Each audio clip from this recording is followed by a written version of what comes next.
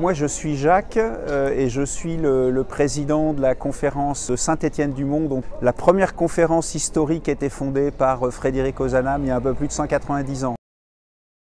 Derrière nous, c'est le petit déjeuner solidaire que nous donnons tous les samedis, donc entre 9 h et 11 h. Donc vu l'affluence, on se met à l'extérieur et on offre à tous nos amis de la rue qui viennent nous voir un petit déjeuner assez complet.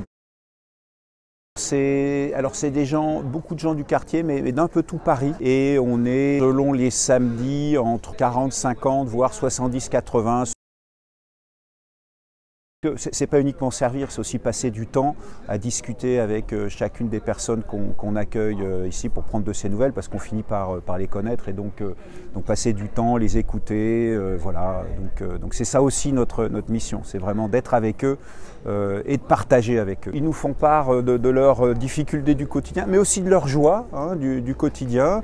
On leur donne aussi de nos nouvelles, ils nous demandent ce qu'on fait, on leur raconte, et puis quand on se connaît mieux, bien on échange sur nos vies, ce qui nous est arrivé, etc. Et là, la personne avec qui je discutais, on la connaît depuis un peu plus de 10 ans. Et par chance, il a trouvé un logement il n'y a pas longtemps. Il est hébergé dans un foyer, ce qui lui évite de passer l'hiver dans le froid. Et donc voilà, ça faisait quelques temps qu'on ne l'avait pas vu parce qu'il vient un petit peu moins souvent maintenant. Mais ça faisait plaisir d'échanger avec lui. Le diacre de Saint-Étienne-du-Mont, qui est l'aumônier de la conférence, est coiffeur bénévole à 16 h et donc coiffe les personnes qui le veulent. Donc voilà, c'est un petit service qu'on offre en plus qui fait plaisir parce qu'il fait le plein, il n'arrête pas de toute la durée du petit déjeuner.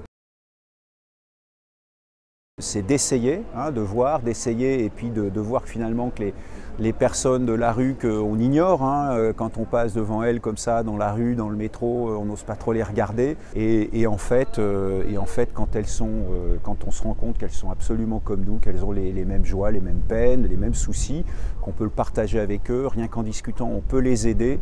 Voilà, ça les réchauffe et ça réchauffe aussi notre cœur.